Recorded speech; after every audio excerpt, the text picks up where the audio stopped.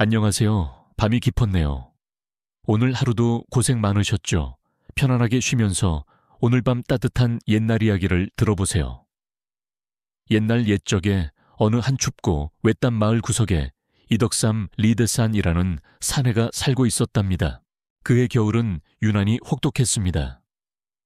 조선 팔도가 꽁꽁 얼어붙었고 덕삼이 사는 마을 가장자리에 작은 초가집 차오 자치 은 금방이라도 매서운 눈보라 휴해풍에 쓰러질 듯 위태로워 보였지요. 밤이 깊어지자 바람이 문풍지 추앙쿠치를 찢을 듯 울부짖었습니다. 방 안에는 콩알만한 호롱불 댕잔 하나가 벽에 기댄 덕삼의 그림자를 기이하게 비추고 있었습니다.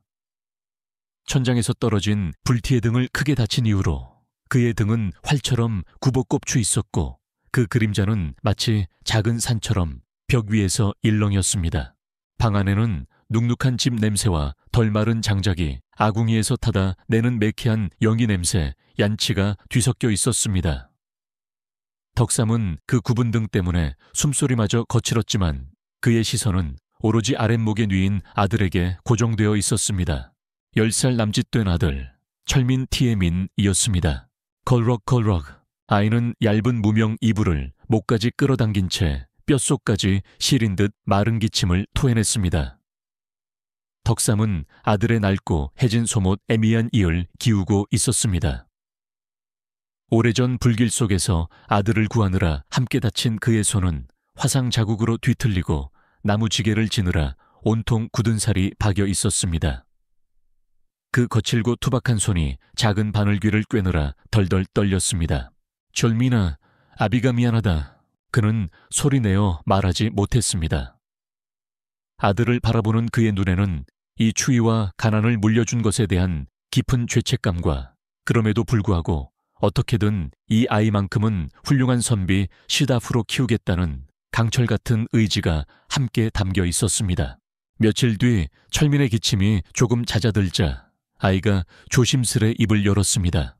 아버지, 서당 슈탕에서 쓸 종이치와 먹모 이 다 떨어졌습니다. 덕삼의 가슴이 쿵 하고 내려앉았습니다. 쌀은 떨어져도 참을 수 있었지만 아들의 글 공부가 중단되는 것은 견딜 수 없었습니다. 그는 다음 날 이른 새벽 아직 동도 트지 않은 어둠을 뚫고 지게를 쳤습니다. 굽은 등에 산더미처럼 쌓인 나무 등짐 씨는 가뜩이나 절뚝거리는 절름발이 그의 걸음을 더욱 위태롭게 만들었습니다. 한나절을 꼬박 걸어 도착한 읍내 장터 창시는 사람들로 붐볐습니다. 물건을 파는 소리, 흥정하는 소리가 왁자지껄 귓전을 때렸습니다. 나무 사시오, 좋은 참나무요. 덕삼은 목이 터져라 외쳤지만 그의 흉측한 외모와 남루한 옷차림 누더기에 사람들은 슬슬 피하기만 했습니다.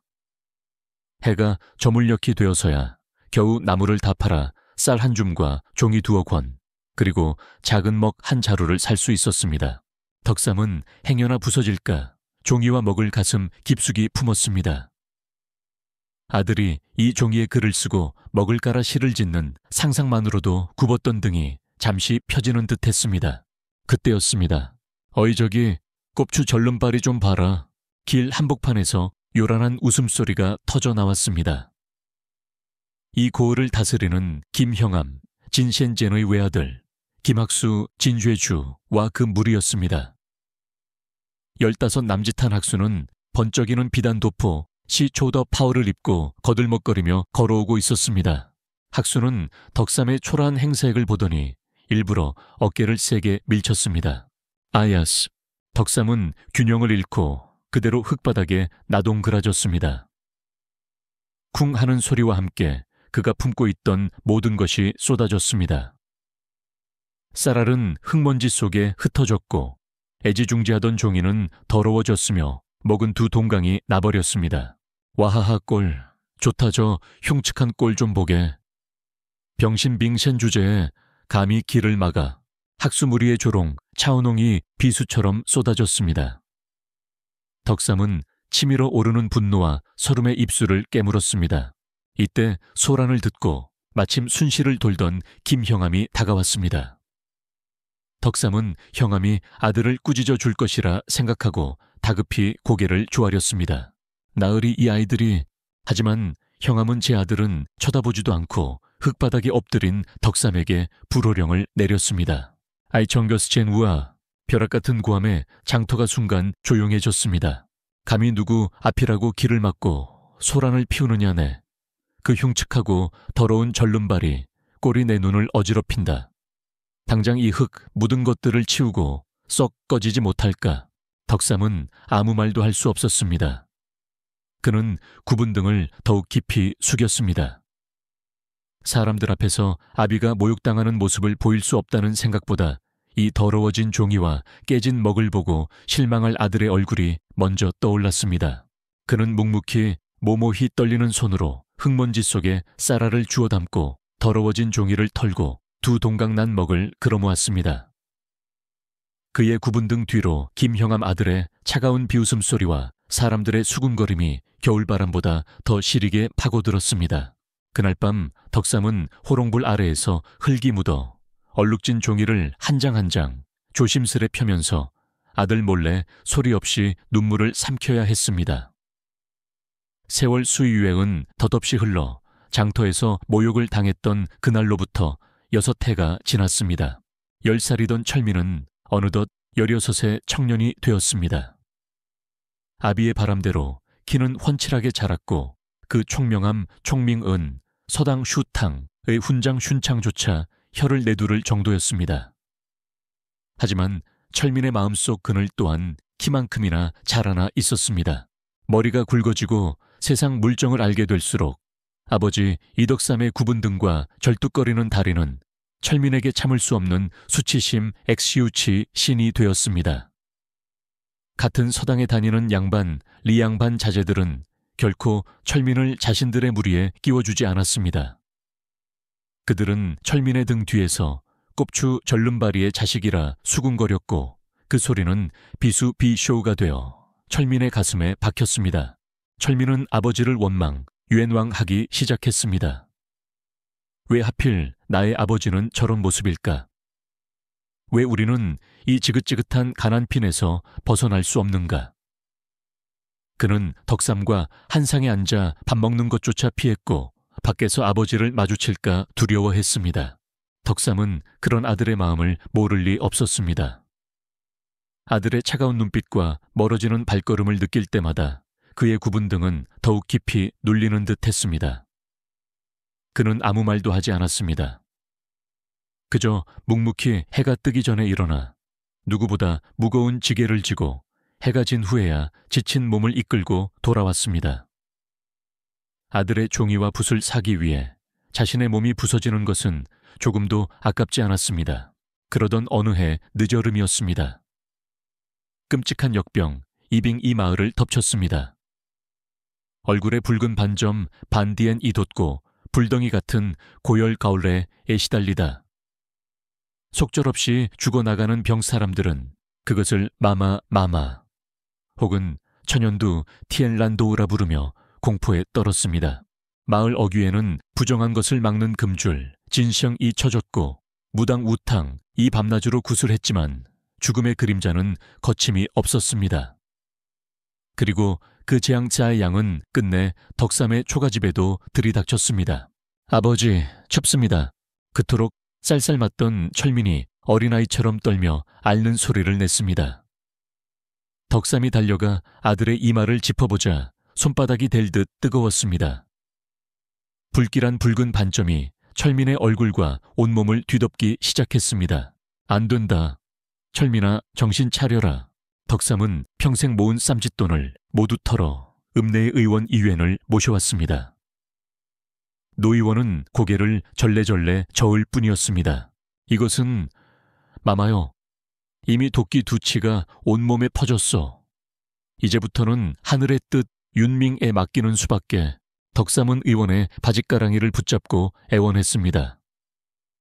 의원님, 제발 내 아들 좀 살려주시오. 이 늙은 목숨이라도 바치겠소. 의원은 깊은 한숨을 내쉬더니 무언가 생각난 듯 입을 열었습니다. 방법이 아주 없는 것은 아니나 그것은 전설 추한소 속에나 나오는 이야기라. 한양 한양의 큰 약방 여팡에 가면 천년혈삼 첸넨시에센이라는 것이 있다 하오. 천년묵은 산삼 샨센 이 사람의 피를 빨아먹고 자란다는 귀하디 귀한 약재지. 그것을 구하면 혹 모르겠으나 그 말이 끝나기도 전에 덕삼은 의원에게 큰절 절을 올렸습니다. 감사합니다. 감사합니다. 계절은 바뀌어 어느새 살을 애는 듯한 한겨울이었습니다. 하필이면 그날 밤부터 온 세상을 집어삼킬 듯한 눈보라 액슈에풍가 몰아치기 시작했습니다. 마을 사람들은 한양으로 가는 상길 고갯길 이미 막혔을 것이라며 지금 가면 틀림없이 얼어 죽을 동시것이라고 덕삼을 말렸습니다. 하지만 덕삼의 귀에는 아무 소리도 들리지 않았습니다. 그는 낡은 집신 집시애를 단단히 고쳐매고 얼어붙은 주먹밥 몇 개를 품에 안았습니다. 그리고 불덩이처럼 끓어오르는 아들의 귓가에 속삭였습니다. 철민아, 아비가 꼭 약을 구해오마. 너는 반드시 살아있어야 한다. 덕삼은 아들에게 이불을 덮어주고는 망설임 없이 매섭게 몰아치는 눈보라 속으로 절뚝거리며 걸어 들어갔습니다. 한양으로 가는 길은 험난했습니다. 특히 마을과 읍내를 가로막는 큰 고갯길은 호랑이 고개라 불릴 만큼 위태로웠습니다. 덕삼의 입에서는 하얀 입김 이 얼음처럼 부서져 나왔습니다. 구분 등 위로 쌓인 눈이 돌덩이처럼 무거웠고 성취하는 다리 절름발이 다리는 한 걸음 뗄 때마다 비명베이밍을 질렀습니다. 바람은 늑대처럼 울부짖었고 세상은 온통 앞이 보이지 않는 새하얀 어둠 바위예뿐이었습니다. 그때였습니다. 얼어붙은 눈길에 다리가 미끄러지며 덕삼은 그대로 옆으로 굴러떨어졌습니다. 다친 다리가 부러질 듯한 고통에 신음했습니다. 그 순간 그의 머릿속으로 수년 전에 그 끔찍했던 화재 후오차의 기억이 스쳐 지나갔습니다. 타는 나무 냄새, 살같이 타들어가는 고통, 그리고 그 속에서 아들을 부르짖던 자신의 목소리. 그때도 널 구했다. 이번에도 반드시 구해내고 말 것이다. 덕삼은 이를 악물고 일어섰습니다. 그는 자신의 다리가 아니라 오직 아들을 살려야 한다는 그 일념 인연 하나로 걸었습니다. 하지만 인간의 의지 이치로 자연의 분노를 이겨낼 수는 없는 법이었습니다. 고갯길 정상 딩샹에 거의 다다랐을 무렵 덕삼은 완전히 탈진투어 진하고 말았습니다. 몸의 감각 간주에 사라졌습니다. 그는 거대한 눈더미 슈에도이 속으로 힘없이 쓰러졌습니다. 세상이 고요해졌습니다. 이상하게도 따뜻하고 평화로운 기분마저 들었습니다. 철민아, 아비가 미안하구나. 덕삼의 눈이 스르르 감기려던 바로 그때 딸랑 눈보라 소리를 뚫고 희미하게 방울소리 링션가 들려왔습니다. 빛이었습니다. 등불 댕롱을 든 하인 샤렌 몇몇이 화려한 가마치야마 한 채를 호위하며 힘겹게 고개를 오르고 있었습니다. 쯧쯧 웬 거지 치른가 길에서 얼어 죽었군. 선두에 섰던 하인이 눈 속에 파묻힌 덕삼을 발로 툭 차며 말했습니다. 가만, 이자는 아랫마을 사는 그 꼽추 영감 아니오. 어차피 살기도 힘든 목숨 잘 죽었지. 어서 갑시다. 그때 가마 안에서 옥굿을 굴러가는 듯 맑으나 차가운 목소리가 흘러나왔습니다. 묠추어라. 가마의 휘장 웨이창이 거치고 한 여인이 모습을 드러냈습니다.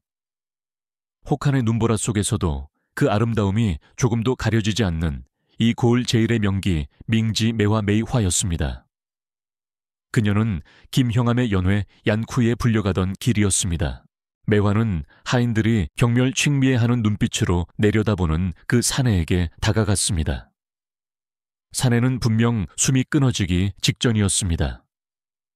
그런데 매화는 순간 숨이 멎는 듯한 충격, 총지을 받았습니다. 사내의 눈이었습니다.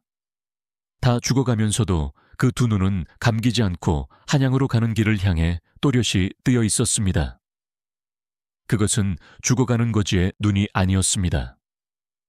그것은 전장 찬창을 향해 돌진하는 장수 장준의 눈이었으며 그 무엇으로도 꺾을 수 없는 불굴의 의지, 부추 이츠가 활활 타오르고 있었습니다. 늘 덕삼이 마지막 힘을 쥐어짜 속삭였습니다. 매화는 결심했습니다. 이 사람은 오늘 죽게 둘 수 없다.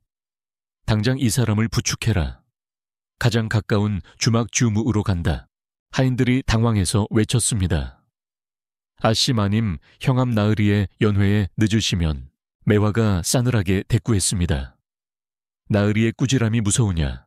아니면 이 눈밭에서 나와 함께 얼어 죽는 것이 무서우냐? 어서. 하인들은 어쩔 수 없이 덕삼을 둘러엎었습니다. 주막 주무의 가장 따뜻한 온돌방 왼투방이었습니다. 아궁이에서는 장작신 타는 냄새가 고소하게 풍겼고 밖에 눈보라는 먼 나라 이야기처럼 들렸습니다. 덕삼은 뜨거운 미인을 몇 모금 마시고서야 겨우 정신을 차렸습니다.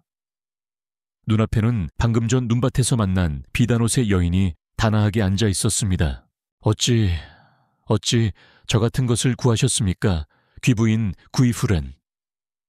덕삼의 목소리는 거칠게 갈라져 나왔습니다. 매화가 찻잔을 드며 나직이 말했습니다. 나는 거지를 구한 것이 아니오.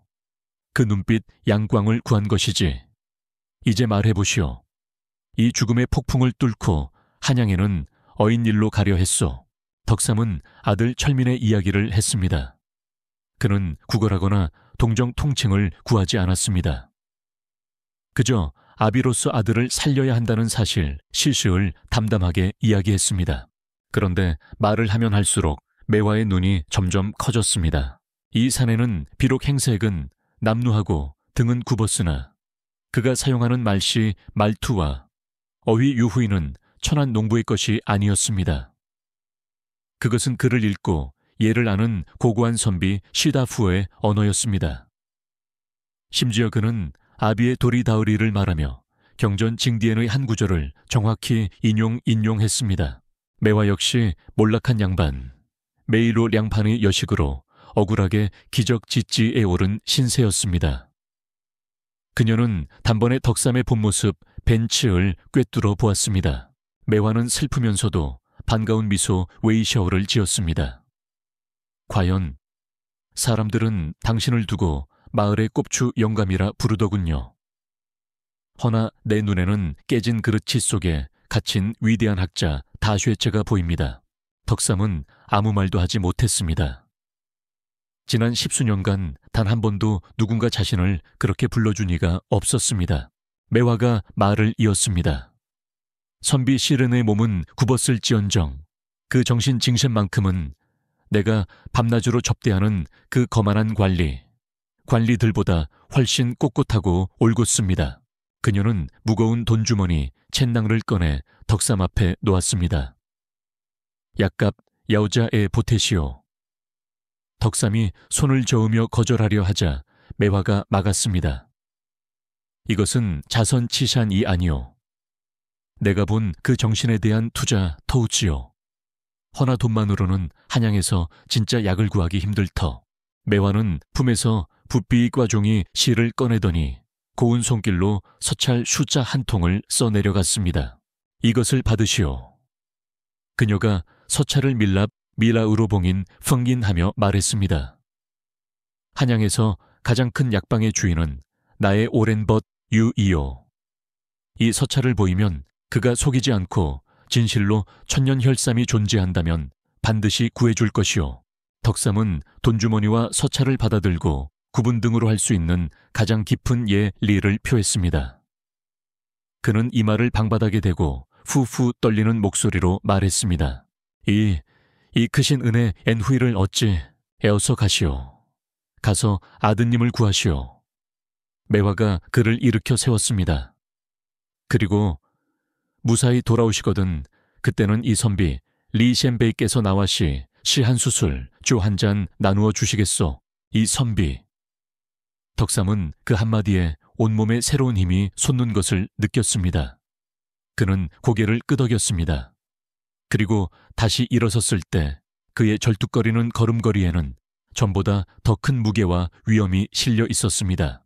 덕삼은 다시 주막문을 열고 이제는 조금도 두렵지 않은 눈보라 속으로 나아갔습니다. 한양에서 돌아온 덕삼은 기적치지 과도 같았습니다.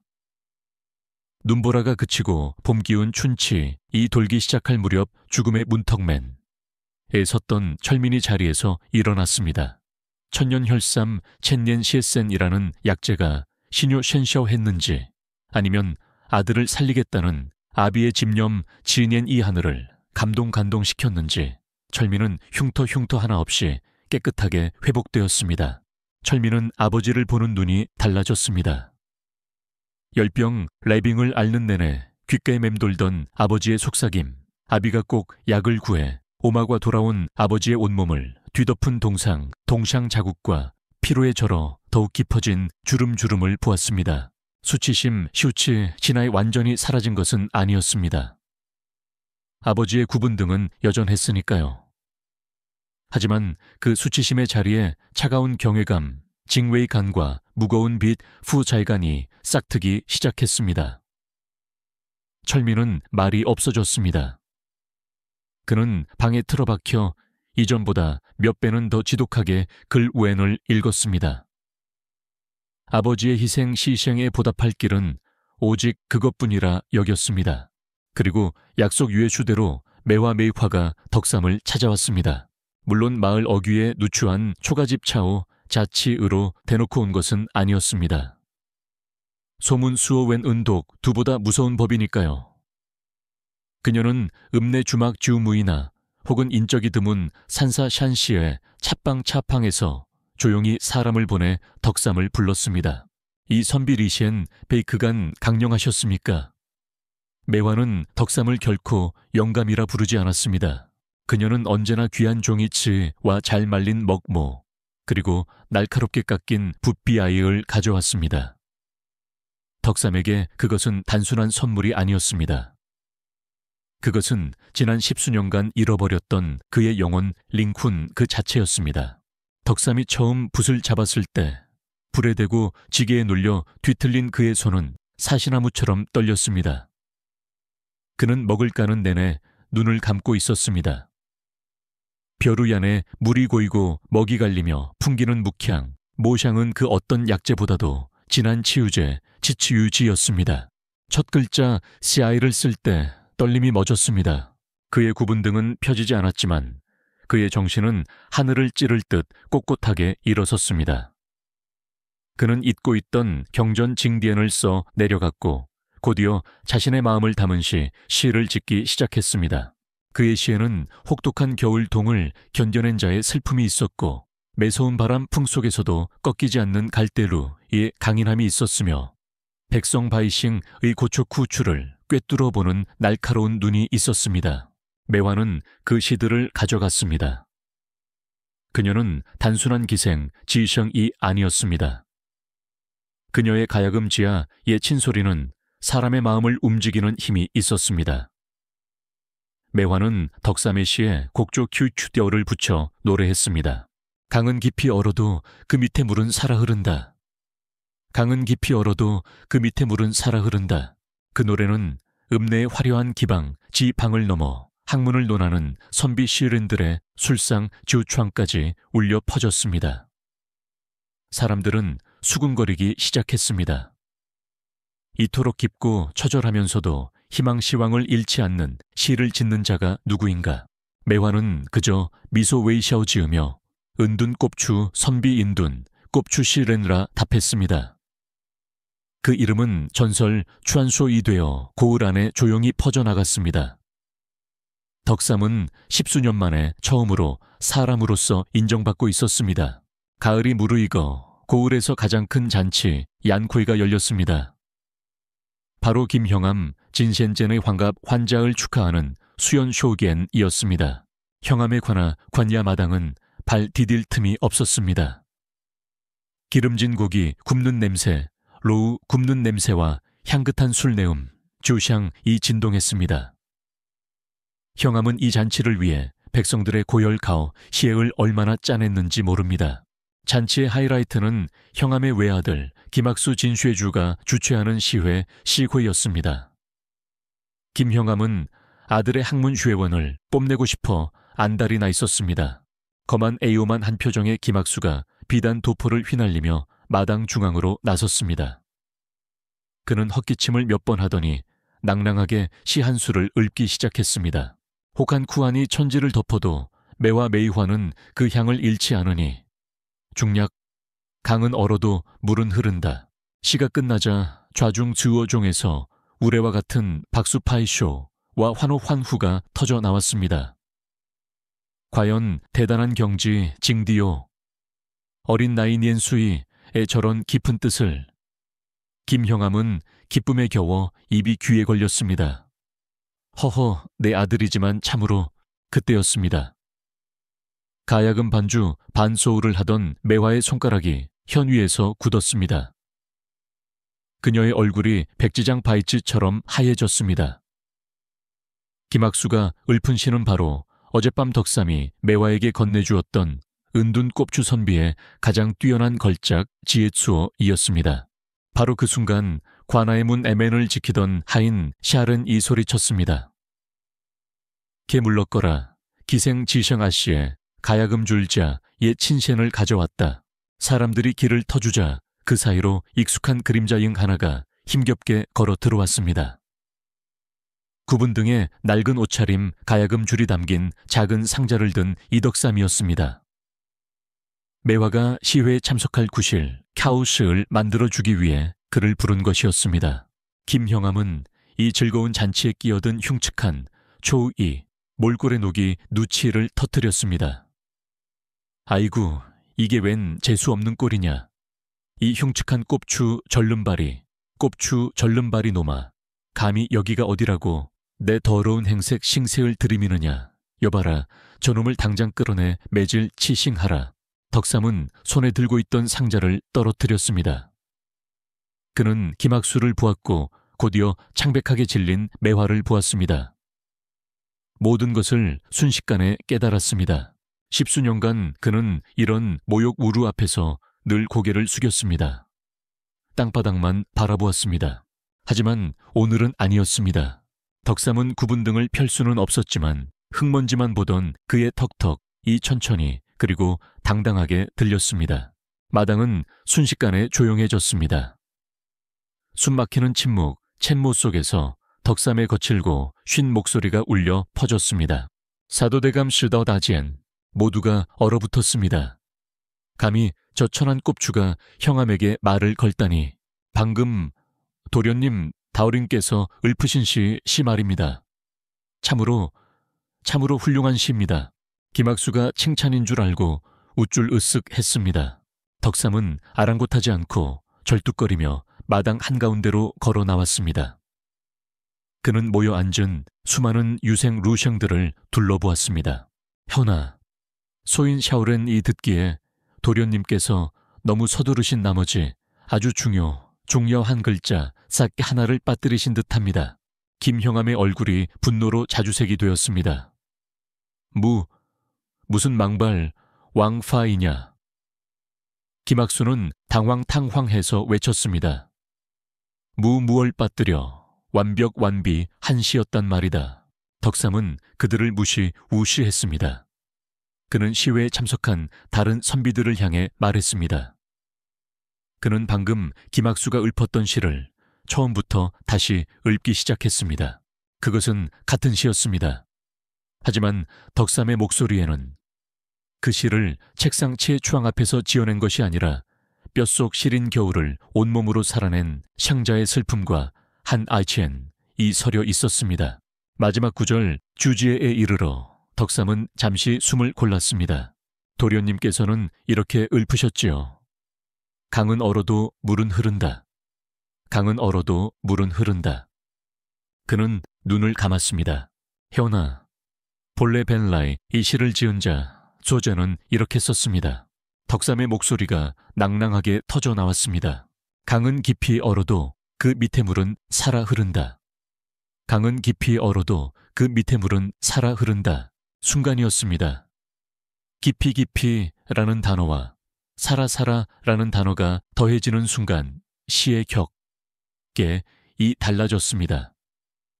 그것은 단순한 풍경, 풍직 묘사가 아니라 어떤 절망绝望 속에서도 꺼지지 않는 생명력, 생명력과 숨겨진 의지, 이츠에 대한 장엄创옌한 선언宣言이 되었습니다.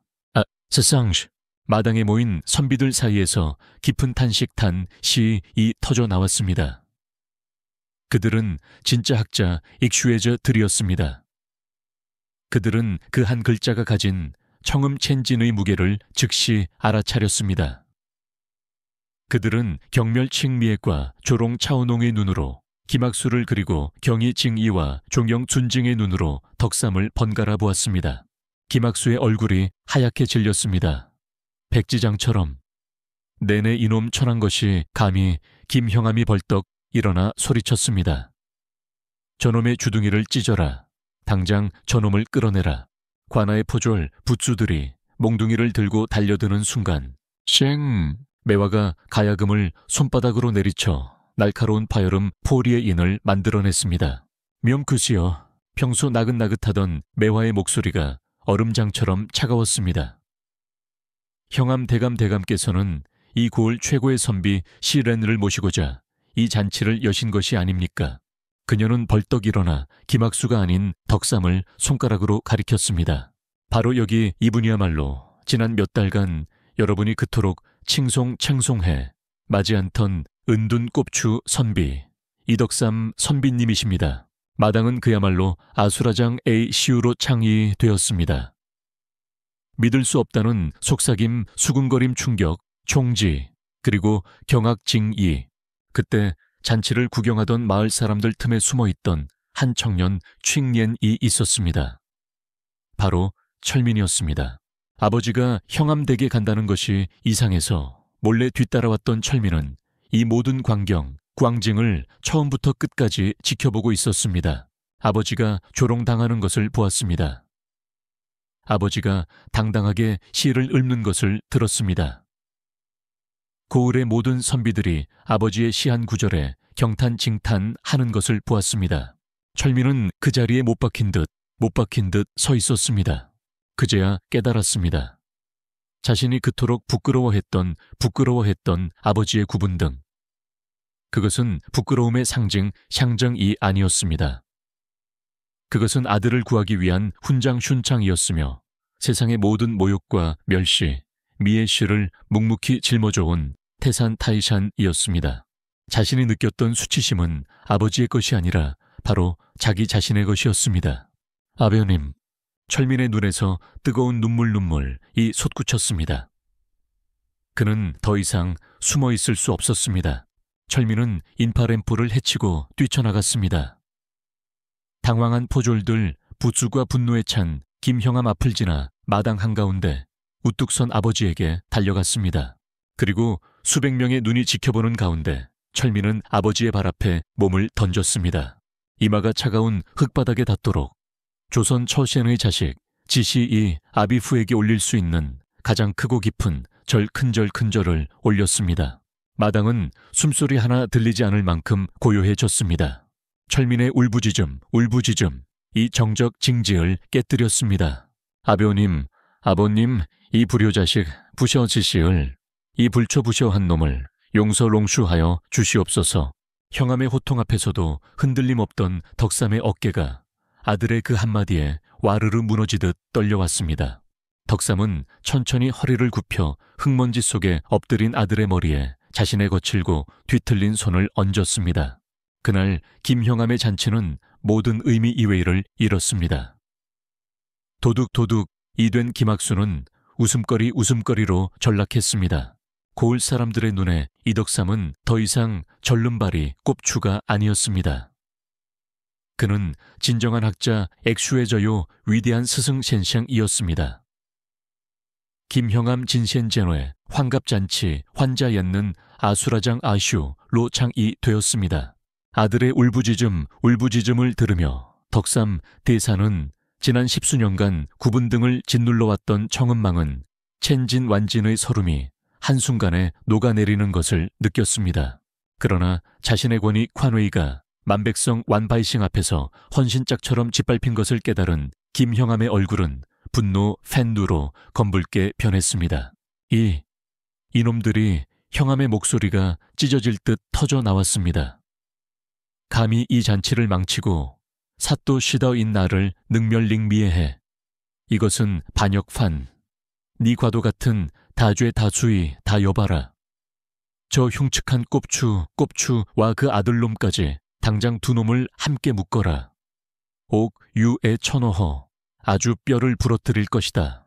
김형암의 사병 시빙들과 포졸 부수들이 곤봉 군방을 고쳐주고 덕삼과 철민 티에민을 향해 달려들었습니다. 매화메이화가 경악징익하여 막으려 했으나 역부족 리부수이었습니다. 바로 그때였습니다. 포졸들이 부자후지를 덮치려던 바로 그 순간 묠크시여 천지를 울리는 듯한 우렁차고 위험 외이 얀 있는 목소리가 마당을 가로질렀습니다. 모든 사람의 시선 실겐 이 소리가 난 곳으로 향했습니다. 잔치 구석자리에서 남루란루 한 유생 루셩 차림으로 묵묵히 술잔만 기울이던 한 사내 시내이가 천천히 일어나고 있었습니다. 김형암이 눈을 찌푸렸습니다. 어느 안전 얀첸이라고 함부로. 그러나 형암의 말이 끝나기도 전에 그 사내가 낡은 두루마기 조이를 벗어 던졌습니다. 그 안에서 드러난 것은 햇빛을 받아 눈부시게 빛나는 푸른색 비단 관복 칭세시 초관후이었습니다. 사내는 품화이 속에서 마이 새겨진 둥근 패, 파이 마패, 마파이를 꺼내 하늘 높이 치켜들었습니다. 아맹어사 안시요시 줄도 줬도요. 그 소리는 벼락 LA 과도 같았습니다. 암행어사라는 네 글자이거만 에이오만 하던 김형암은 물론이요. 마당에 있던 모든 사람들이 일제히 땅바닥에 납작 엎드렸습니다. 후후. 김형암의 얼굴은 이제 분노가 아니라 새하얀 공포, 공부로 질려 있었습니다. 암행어사는 얼음장 빙 같은 시선으로 엎드린 김형암을 내려다보았습니다. 김형암 그대의 오만방자 아오만 팡스함과 탐욕탄 유이 하늘을 찔렀다. 어사의 목소리는 조용했으나 마당 전체에 울려 퍼졌습니다. 나는 은둔꼽추 선비인둔 꼽추 실은의 소문을 듣고 그 인물됨과 백성 바이싱의 사정 실칭을 살피러 왔다가 오늘 그대의 추악 초의 한 작태를 처음부터 끝까지 모두 목도무두하였노라. 어사는 두루마리 주안추 하나를 펼쳐 들었습니다. 백성의 피땀시의 한을 짜내어 사치셰치스러운 잔치를 벌이고 아들의 명예 명유를 위해 남의 글을 도둑질다우치하게 방주한 죄하늘이 낸 제주 차이를 가진 어진 선비 셴시를 흉측하다. 핍박 비푸하고 죄 수위를 뒤집어 씌워 모함 모우셴하려 한 죄. 그간 내 놈이 거둬들인 뇌물 루우과 부정부패 부창푸바이를 내가 모를 줄 알았더냐. 이어 어사날이 죽을 죄를. 김형암이 필사적 비시대의로 빌기 시작했습니다. 여봐라 어사가 호령했습니다. 저 탐관오리 탄관우리 김형암과 그 아들 김학수를 당장 잡아들여 한양 한양으로 압송야송하라. 그들의 재산 차이찬을 모두 몰수메이쇼하여 그간 고통받은 백성들에게 골고루 나누어 주도록 하라. 와, 마당 밖에 모여있던 백성들 사이에서 환호성 환후성이 터져 나왔습니다. 김학수는 실성실싱한 사람처럼 울부짖었고 김형암은 넋이 나간 채 끌려나갔습니다. 악이은 마침내 벌파을 받았습니다. 모든 것이 정리되자 암행어사는 엎드려 있는 덕삼과 철민에게 다가왔습니다. 이 선비리시엔 베이 어서 일어나시오. 어사는 구분등을 한 덕삼을 정중딩종하게 부축해 일으켜 세웠습니다. 그대의 구분등은 이 나라의 그 어떤 꼿꼿한 대신 다첸의 등보다도 더 곧고 위대웨이다하오. 이 땅의 선비로서의 도리 다울리와 아비로서의 사랑 푸싱아이 이 무엇인지 보여주었소. 어사는 덕삼의 손을 잡으며 말했습니다. 그대의 놀라운 재주 차이와 꺾이지 않는 정신 징션을 내가 직접 주상전하주 샹디엔샤께 아뢰어 선비의 명예 명유를 되찾아 드리겠소. 덕삼은 아무 말 없이 고개를 숙였고 아들 철민은 아버지의 곁에서 뜨거운 눈물을 흘렸습니다. 매화는 그 모습을 바라보며 난초 란차오처럼 맑은 미소 웨이샤오를 지었습니다. 소식은 곧 한양에 전해졌습니다. 임금 왕은 덕삼의 이야기에 크게 간동했습니다. 화재 후 잘 속에서 아들을 구하다 몸을 다친 사연, 10수년간 모욕을 견디며 아들을 키워낸 부정후칭, 그리고 탐관오리 앞에서 굽히지 않은 선비의 기계치가이까지 임금은 즉시 교지 지오치를 내렸습니다. 이덕삼의 학문 쉐원이 깊고 그 인품 램핀이 드높으니 당장 그를 한양으로 불러들여 높은 벼슬 관치을 내리고 곁에 두고자 하노라. 마을은 잔치 분위기였습니다. 꼽추 절름발이 영감님이 정승장창 이 되어 돌아온다며 모두가 기뻐했습니다. 철민은 드디어 아버지가 세상의 빛 구왕을 보게 되었다며 감격간지했습니다. 임금이 내린 비단옷 시초를 입고 어사유씨와 함께 임금 앞에 나아간 날, 덕삼은 구분 등으로 다시 한번 큰 절을 올렸습니다. 성은 샹언이 망극 왕지하옵니다. 전하 디엔샤. 임금이 덕삼에게 어서 벼슬을 받으라 하명했습니다. 그러나 덕삼은 고개를 저었습니다. 전하소인 샤오렌은 구분 등과 성취하는 달이 저우로 나라실 구오씨을 돌보기에는 벅찬 몸이옵니다. 또한 소인은 글줄이나 읽었을 뿐 백성을 다스릴 지혜 지휘는 부족합니다. 모두가 놀랐습니다. 하늘이 내린 기회 지구의를 거절 주주에 하다니. 임금이 물었습니다. 그렇다면 그대가 진정 첸칭으로 원하는 것이 무엇이오? 덕삼이 떨리는 목소리로 아뢰었습니다. 소인의 마지막 바람 수오유에는 오직 하나이옵니다. 소인의 고향 구샹은 가난핀하여 재주 차이는 있으나 돈이 없어 글웬을 배우지 못하는 아이들이 많사옵니다. 부디 소인이 고향으로 돌아가 그 아이들을 가르칠 작은 서당 슈탕 하나 열 수 있도록 허락 슈누하여 주시옵소서. 임금은 덕삼의 대답에 더욱 깊은 감명을 받았습니다. 진실로 큰 선비 다 슈에제로다. 임금은 벼슬 대신 서당을 지을 땅 투딕과 넉넉한 운영자금 지진을 하사 샤시했습니다. 세월 수유에 이 다시 흘렀습니다. 덕삼의 낡은 초가집 차오 자치 옆에는 현인 시엔른 서당이라 이름 붙은 작지만 단단한 배움터가 생겼습니다. 사람들은 이제 그를 덕삼 훈장 익슈운 창님이라 부르며 깊이 존경세둔징했습니다. 그는 아이들에게 단순히 글자시 다이를 가르치는 것이 아니라 구분 등으로 살아내며 깨달은 삶의 지혜, 지치코이와 꺾이지 않는 의지, 이치를 가르쳤습니다. 철민은 모든 오만 에이오만과 수치심 시우치신을 벗어 던졌습니다. 그는 아버지의 서당에서 가장 겸허 첸슈한 제자 디지가 되어 밤낮으로 학문 쉐원에 정진징진했습니다. 그리고 마침내 한양에서 열린 과거 케주에 응시한 지 한 달이 되던 어느 봄날이었습니다. 장원급제 수학유엔지디요 급제지디 소식을 전하는 기마치마가 마을 어귀부터 외쳐대기 시작했습니다. 이철민 선비께서 덕삼 훈장님의 아드님께서 장원급제를 하셨소. 온 마을이 떠나갈 듯 기뻐했습니다. 며칠 뒤 마을 역사상 리시샹 가장 화려화리한 행렬 싱리에 돌아왔습니다. 임금이 내린 어사와 유시화를 머리에 꽂고 붉은 비단 관복 홍파오를 입은 철민이 금의환양 진이 환상한 것입니다. 사람들은 모두 새로 지은 기와집과 지하으로 달려가 잔치를 준비했지만 철민은 마을 어귀에서 말마을 세웠습니다. 그는 행렬을 멈추게 하고 홀로 두 흘길을 걸어 낡은 서당 슈탕으로 향했습니다. 서당 안은 여느 때처럼 아이들의 낭낭한 글 읽는 소리 슈숑으로 가득했습니다.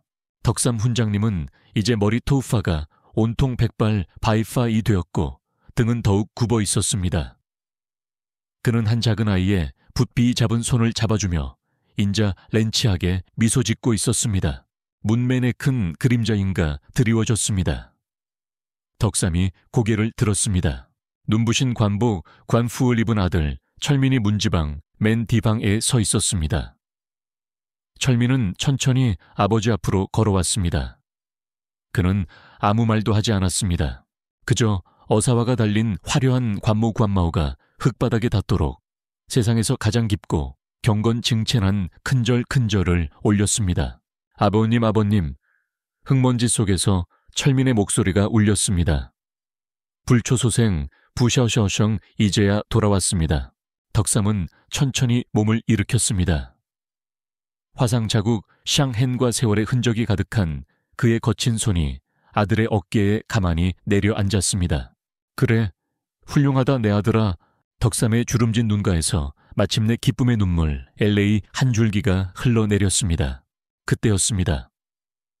서당 창문 추앙맨 밖으로 수년 전 덕삼이 다쳤던 그 화재 때 함께 벼락 레이을 맞아 검게 죽어있던 늙은 감나무 시무가 보였습니다. 지난 10수년간 단 한 번도 열매 구씨를 맺지 못했던 그 고목 구무이었습니다. 그런데 바로 그날 기적 취지처럼 그 시커먼 나무까지 지지마다 눈쉐처럼 새하얀 꽃 후와 이 만발 만파해 있었습니다. 따스한 봄 햇살 춘리 아래 그 꽃들은 올가을 세상에서 가장 달고 붉은 감 홍시이 열릴 것임을 약속 유예슈하고 있었습니다. 사람들은 말합니다. 진정 첸정으로 꼿꼿한 것은 등이 아니라 어떤 시련 시련에도 굴하지 않는 마음 신이라고 말입니다. 그리고 아비의 사랑 푸싱아이이란 불에 타고 굽어버린 늙은 나무와 같아서 언젠가는 반드시 가장 눈부신 꽃을 피워내는 법이라고 말입니다.